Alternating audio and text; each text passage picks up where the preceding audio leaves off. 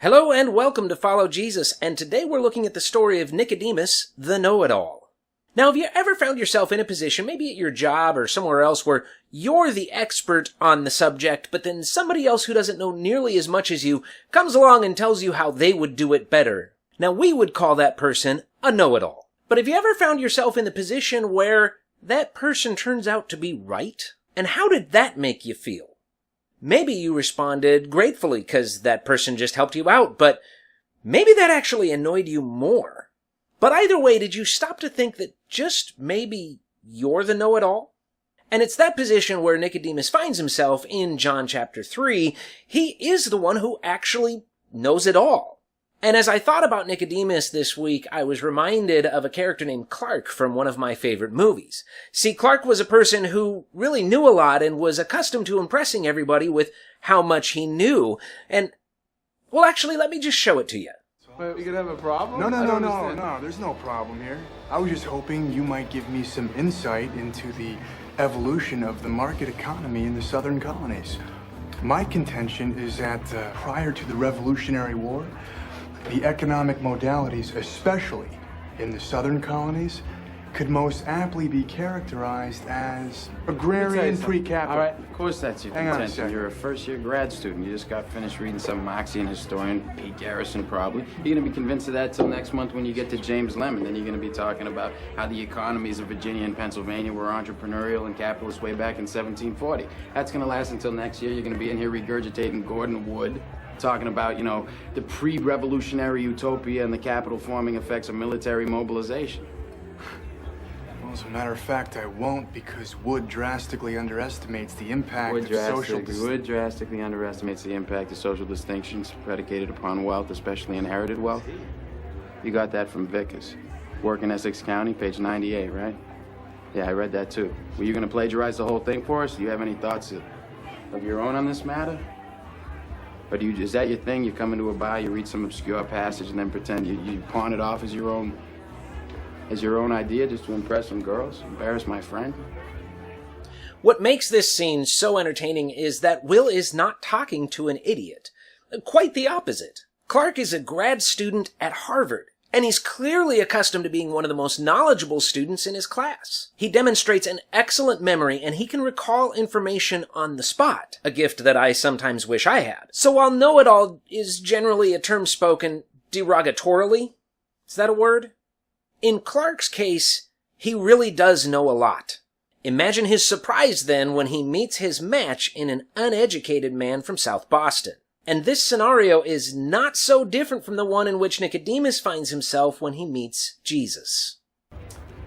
Yeah, but I will have a degree. It's important to realize that, like Clark, Nicodemus is no idiot. He's a Pharisee, which makes him one of the most educated people in all of Israel. And Pharisees were held in very high regard in Israel. And this is a fact we can miss if all we know about them is that Jesus was generally their foil. He's like the Will Hunting of Judaism.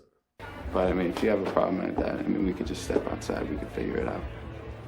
Oh, man, there's no problem. It's cool.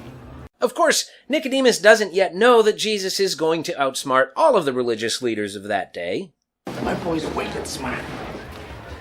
When he looks at Jesus, all he sees is an uneducated man from the wrong side of the countryside. So why is Nicodemus here? Well, personally, I believe that this is information gathering on the part of the Pharisees to see if perhaps they can use Jesus later.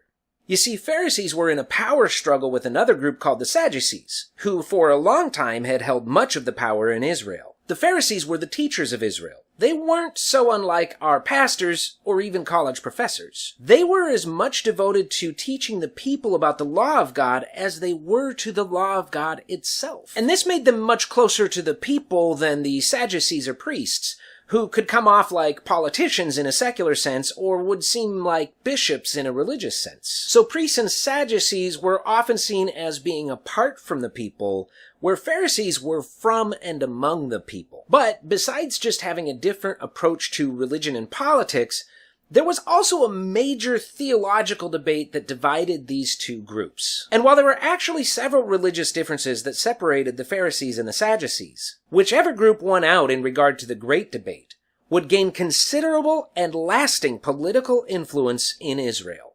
And here is the crux of the debate. The Pharisees believed in an afterlife, and the Sadducees did not. This may not seem like much to us, but in Israel at this time, this debate was causing a lot of strife. But getting back to Jesus, what does any of this have to do with him?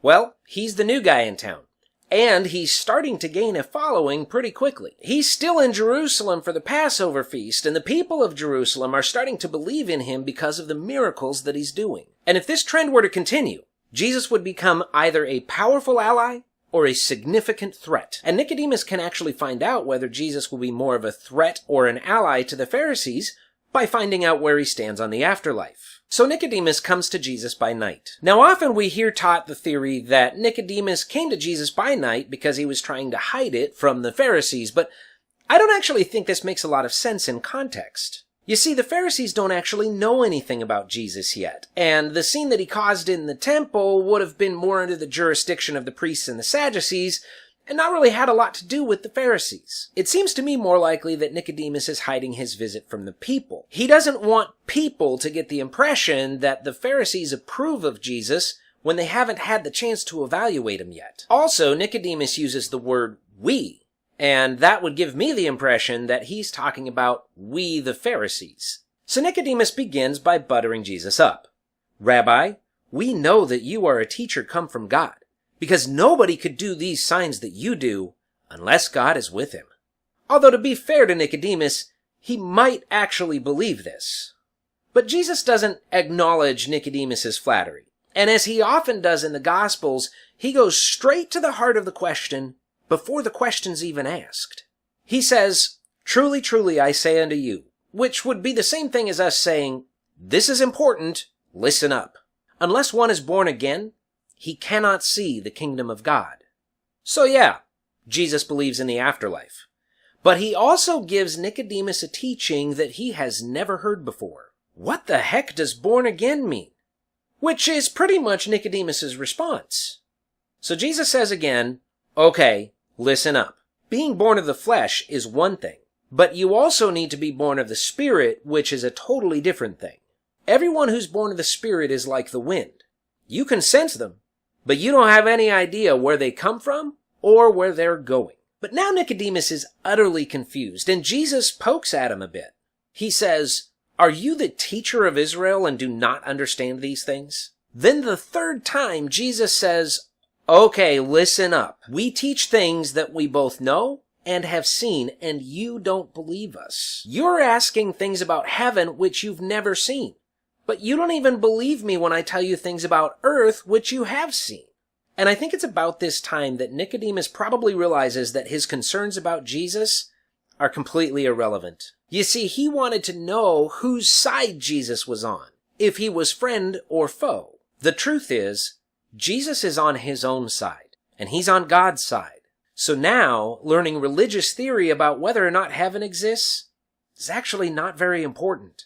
Jesus came from heaven, and he's about to explain to Nicodemus how to get there. But that's a story for the next video. But there's something we can find in this story that is a recurring theme through most of the stories in the Gospels. When a person gets to know Jesus, it will change their life. You see, Nicodemus had a particular set of expectations for who Jesus was, and very quickly realized that Jesus was so much more. In fact, Jesus generally shatters the expectations of everyone who encounters them, and then he far exceeds them. And this is the same for us. As we discover who Jesus is, he destroys our expectations. He always surprises us. His teaching is not about religious theory or worn-out maxims. His words bring us to life. And there's evidence later in the book of John that this conversation with Jesus changed Nicodemus's life and made him considerably different from the other Pharisees who never took the time to get to know Jesus. In chapter 7, Nicodemus will defend Jesus against the Pharisees who are beginning to judge him. And in chapter 19, when the rest of the Pharisees have helped bring about Jesus' death, Nicodemus personally takes care of the body of Jesus at great cost to himself. Jesus is greater than anything we can imagine him to be. I've said it before, and no doubt I'll say it again. Whether you're a know-it-all or a religious know-it-all or a know very little, take the time to get to know Jesus. And like Nicodemus, Jesus will change your life. Hey, if you liked this video, do me a favor and click like. If you want to see my next video, do yourself a favor and click subscribe and notify. And if you know anybody who would like this video, do them a favor. Click share. Thanks for watching. God bless you, and have a great day.